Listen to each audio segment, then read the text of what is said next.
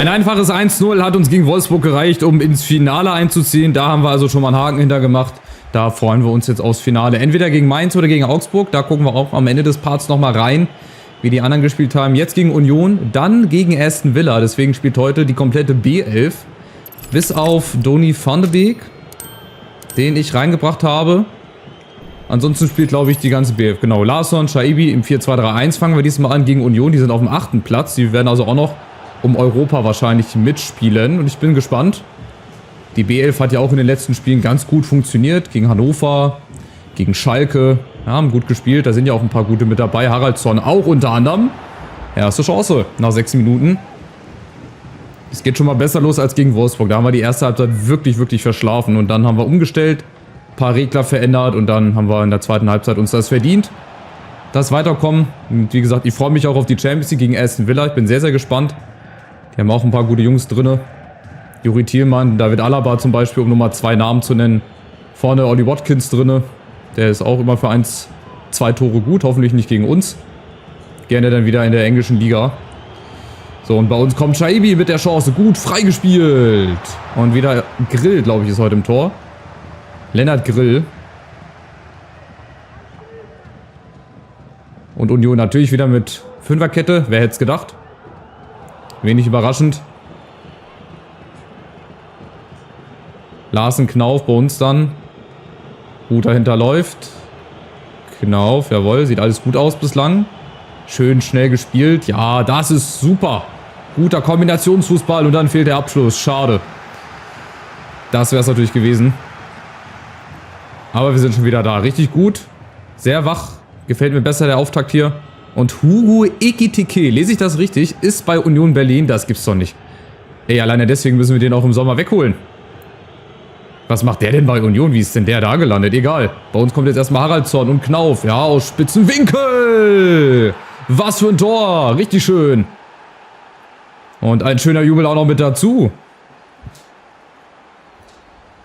Ja, wir bestätigen unsere gute Anfangsphase. Wir haben richtig viel Platz in der Mitte. Und dann klappt auch der Ball in die Tiefe auf der anderen Seite. Nicht nur bei Shaibi, sondern auch Knauf. Und das war ja, wie gesagt, im Prinzip unmöglich, den da reinzumachen. Aber FIFA macht es möglich. Lennart Grill hilft auch noch ein bisschen mit. Und somit führen wir. Drittes Tor von Knauf auch erst. Also ihr seht, wie wenig Tore die einzelnen Spieler haben. Bis auf natürlich Sascha Kalajdzic und Orban. Das sind somit die am meisten haben. Oh, Grätsche von hinten von eben Hugo Ekitike. Wird wahrscheinlich Gelb mindestens geben. Vielleicht sogar mehr. Wo geht der Griff hin? Ja, gelbe Karte. Junge, du wärst bei uns viel besser aufgehoben. Was soll das denn? Da ist irgendein Fehler in der Matrix drin, dass der bei Union ist. Nun gut, aber heute, wie gesagt, bislang dieses 4-2-3-1, das klappt gegen diese Fünferkette. Sonst hatte ich da auch immer mega, mega Probleme mit.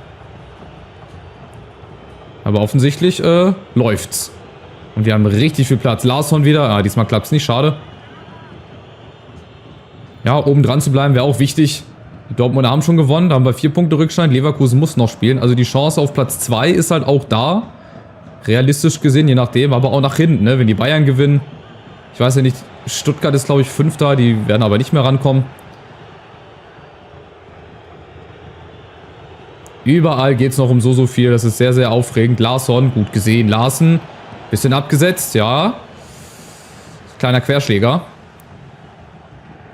Aber es bleibt dabei. Wir sind nach wie vor sehr, sehr gut vorne. Wir pressen. Knauf, Larsen kommt dazu. Natürlich kriegt er den wieder nicht. Ach, auch wieder eine typische Situation. Dass er den Ball dann leider nicht kriegt. Hier genauso wenig. Natürlich, ich wäre ja rangekommen, aber darf ich leider nicht. Leverkusen führt durch Enisiri. Das heißt, sie bleiben auch erstmal vor uns. Und bei Union, ja. Da geht momentan nicht viel vorne. Und bei uns kommt Knauf. Knauf gegen Larsen, oder auf Larsen, kriegt da nicht durch. Und wieder nach hinten. Defensive ist gefordert. Oh, Amenda, ja, wichtig. Nachdem Nagalo da vorbeigetreten hat. Aber auch die beiden, die machen das relativ gut. Wie gesagt, die haben auch noch viel Potenzial. Vor allem halt Amenda, Nagalo der hat auch schon einen guten Boost bekommen gegenüber der letzten Saison. Ja, es ist sehr entspannt hier. Auf jeden Fall durchs Mittelfeld sehr ruhig. Ja, zu ruhig dürfen wir es natürlich auch nicht machen lassen. Aber wir haben halt sehr viel Platz. Das Will ich eigentlich nur damit sagen. Van de Beek. Ist auch wichtig in so Spielen, ey. Du brauchst ein Zweikampfmonster. Larsen kommt auch immer wieder mit nach hinten. Und Nagalo. Schön gemacht. Nächster Versuch umzuschalten. Auch hier wieder viel Platz. Oh, Larsen. Gerade so. Haraldsson. Jetzt werden wir ein bisschen zu ungenau. Und so lassen wir den Gegner natürlich wieder ins Spiel reinkommen. Die sind eigentlich noch gar nicht im Spiel drin. Das dürfen sie auch nie machen. Oder die dürfen auch nie ins Spiel reinkommen jetzt heute. Nochmal ein schön entspanntes Spiel dann vor Aston Villa. Keine Ahnung, wie gesagt, wie die spielen. Ob die auch Pressing machen oder Kick and Rush haben wie Union. Apropos Union, jetzt sind sie da über Volland. Außen über Gosens. Buta. Oh, schlechtes Stellungsspiel. Achtung, wir kriegen keinen Mann da. Und auf einmal ist der Ball drin. Mal die Zuordnung hinten nicht stimmt. Weil alle wieder vogelwild hinten drin stehen und nicht wissen, wo sie hinschieben sollen. Hier, da war die Lücke, da war der Wackler und Amenda kommt leider zu spät. Und wie gesagt, hinten David, aber den hätte Risté, glaube ich, auch nicht gehabt. Schade. Vielleicht irgendwann, wenn er noch 3-4 Jahre spielt, dann hat er den vielleicht. Wahrscheinlich ein erstes Saisontor, so wie du guckst. Lass mich raten. Nein! Der Andras Schäfer, sein drittes Tor. Mit dem Halbzeitpfiff. Also da seht ihr doch schon wieder, wie das Spiel läuft. Union eigentlich überhaupt nicht im Spiel drin und wir laden sie wieder ein. Wahrscheinlich haben die einen Schuss oder so, ja. Einen Schuss. Aber gut, so Spiele gibt's. Wir sind selber schuld. Wir hatten die Chancen. Wenn wir sie nicht machen, sind wir selber schuld. Rein in Halbzeit 2. Natürlich auch die Option immer noch mal umzustellen auf 4-4-2. Aber ich lasse erstmal das 4-2-3-1, weil ich fand uns eigentlich bislang ganz gut. Es fehlt halt leider auch manchmal immer noch an der Genauigkeit. Und auch wie wir dann die Angriffe teilweise ausspielen. Und die Abwehrfehler, die kommen dann halt auch wie immer mit dazu, ne? Steckst du nicht drin.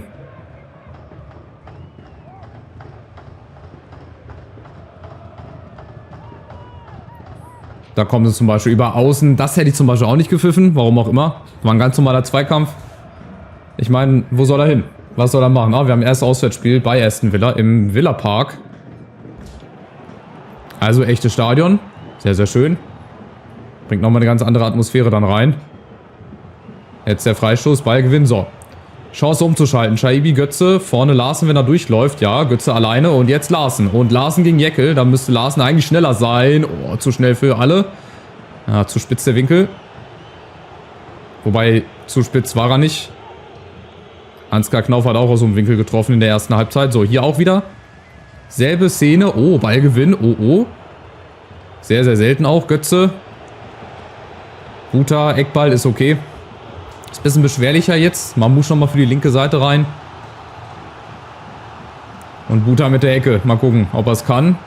Ja, kann er eigentlich ganz gut. Schade, da war leider nur Götze, der falsche Spieler.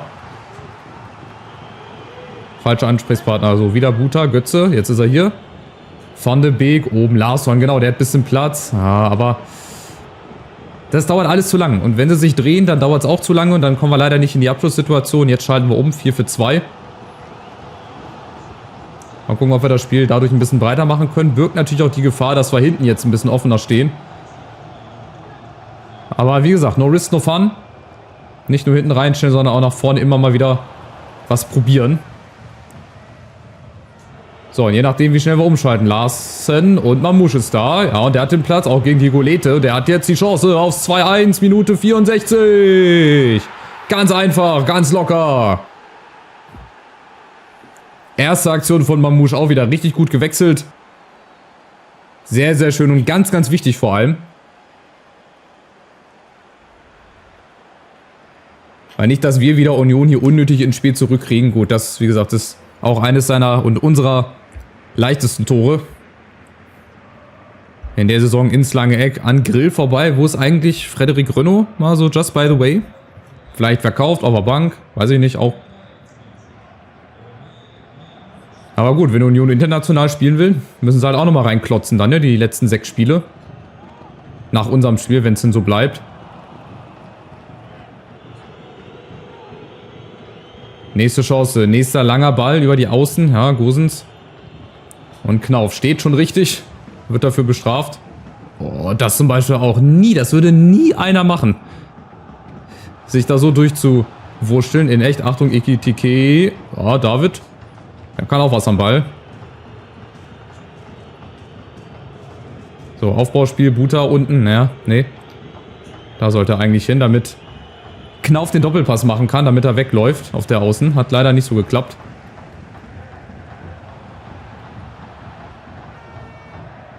Aber es wird ein bisschen offener, das Spiel. Kunku, sehr, sehr schön. So, und wieder die Chance hier durch einen einfachen Doppelpass. Ja, Götze und Mamouche, so ist es. Der ist auch wieder schneller als Diego Lete. Der kommt vorbei. Mamouche, Götze. Steckt da durch. Oh, Larsen, warum geht er nicht einfach an ihm vorbei? Er war doch schon vorbei und er war durch. Aber offensichtlich war irgendwie, keine Ahnung, eine unsichtbare Wand oder so. Aufgepasst, Ball kommt durch. Oh, da ist Thuram. Ich glaube, der Bruder von Markus Thuram, oder? Sind die verwandt miteinander? Weiß ich nicht. Ich glaube schon. Kefrem Thuram, glaube ich, ist das. Der war auch mal bei der Eintracht im Gespräch. Aber wir haben ihn dann nicht ihn geholt, sondern Jakic. 2021. Oder 2020, glaube ich. So, Mamouche. Allein gegen alle. Van de Beek mit bisschen Platz. Ja, hier mal einen Freischuss rausholen. Kunku muss hinterlaufen. Jetzt ein 3-1 und dann war's das. Jetzt ein 3-1. Ja, schade, Van de Beek. Und wie gesagt, das Spiel wird ein bisschen offener. Jetzt noch 10 Minuten. Union eigentlich auch in Halbzeit 2 so gut wie gar nicht da. Eine Chance, da mussten wir mal kurz hinten klären. Aber ansonsten ist da nicht viel von denen gekommen. Und Knauf, sehr, sehr schön. Enges Dribbling und jetzt einmal zurückgelegt. Da ist aber keiner. Da stehen 4 Mann wieder auf einer Linie. Da könnte ich wieder zu viel kriegen. Einfach aufteilen. 2 am ersten Pfosten, einer lässt sich nach hinten fallen, einer am langen Pfosten. Wird ja wohl irgendwie gehen. So, aufgepasst. Union kommt. Toussaint. Oh, das ist kein Abseits. Doch, ist Abseits. Also wieder ein sehr, sehr spannendes Spiel. Ein großer Kraftakt, aber egal. Wenn am Ende 3 Punkte bei rauskommen, dann war es das auf jeden Fall wert. Knauf. Oh, nee, mit Ansage wieder hier der Fehlpass. Aber gut von Larsson. Zurückgeholt und jetzt in der Mitte, da ist doch Götze, da ist Götze und das Ding ist durch. 3-1. Verletz dich nicht, Junge, fall nicht hin. Aber genau das sind diese Siege. Ey, Last Minute nochmal ein Ding draufgesetzt, das ist so, so wichtig. Dass die Konkurrenz auch merkt, wir sind da, wir lassen nicht locker. Und dass die Bayern spüren, die können noch so viele Spiele gewinnen, wir gewinnen sie auch. Hier, Knauf, und das ist wie gesagt auch ganz leicht gemacht. Schöne Flanke, Götze, Grill. Versucht noch zu retten, was nicht mehr zu retten ist. Sehr gut. Also die nächsten 3 Punkte. Unsere Serie geht weiter von Sieg zu Sieg hier. Wie gesagt, wir können so viel gewinnen in nächster Zeit. Halbfinale Champions League, Pokalfinale sind wir ja schon. Wir könnten Meister werden, obwohl wir nur Vierter werden sollen. Götze auch sein erstes Saisontor mal, just by the way. Wir können natürlich aber auch alles verlieren. Und genau das ist das Spannende, das ist das Geile an der Karriere. Und das Geile heute ist der 3:1 Sieg bei Union. Wolfsburg gewinnt, Leverkusen 3:0, Schalke gewinnt auch. Also da ist auch noch Licht im Tabellenkeller. Jetzt ist aber erstmal Licht im Villapark. Sehr, sehr geiles Spiel, freue ich mich schon drauf. Ja, Kalajdzic hat jetzt auch endlich optimale Fitness. Ihr seht die Trainingspläne. Wenn sie mich nicht immer da zulabern würden, was wir hier Gebur haben, der will mehr Gehalt, hat einen Wechsel gefordert. Ja, wie gesagt, das nervt einfach so ein bisschen. Diese Nebenschauplätze, die braucht jetzt gar keiner. Wir können so viel erreichen, wenn da irgendeiner meint, der muss sich hier irgendwie so künstlich aufspielen, dann ist er bei mir in der falschen Adresse. So, Bundesliga. Gucken wir rein. 3. Platz. Oh, 1 Punkt hinter Dortmund, 3 Punkte hinter Leverkusen. Und die Bayern, die lassen halt auch nicht locker. Die haben auch gewonnen wahrscheinlich. Ja, ganz knapp gegen Stuttgart. Also jetzt trennt sich so ein bisschen die Spreu vom Weizen. Wir haben die ersten 4. Dann haben wir 10 Punkte Abstand. Da wird sich auch nichts mehr verändern. Dann haben wir Leipzig, Wolfsburg, Stuttgart, Union. Die hätten auch mit dem Sieg auf 45 kommen können. Wir haben Augsburg noch, Gladbach. Ja, ich weiß halt nicht, ne? Wenn die Mannschaften jeweils mal eine Serie starten würden, könnte man da ein bisschen mehr zu sagen. Hoffenheim, Mainz, sie sind gerettet. Freiburg auch, da wird nichts mehr passieren. Bei Köln glaube ich das allerdings auch, aber unten da wird es halt spannend. Schalke, Bremen, Hannover, Hertha, die 4, die machen, glaube ich, die Plätze 15 bis 18 unter sich aus. Nach wie vor sehr, sehr spannend. Es sind noch keine Entscheidungen gefallen, vor allem um die Meisterschaft. Wenn das am letzten Spieltag entschieden werden würde, bei der Konstellation, überleg mal. Wie geil wäre das denn? Was wäre das für eine geile Konferenz? Okay, jetzt voller Fokus. Anderer Wettbewerb, andere Mannschaft, Aston Villa. Ich freue mich, ich hoffe, ihr seid mit dabei. Macht's gut. Ciao, ciao.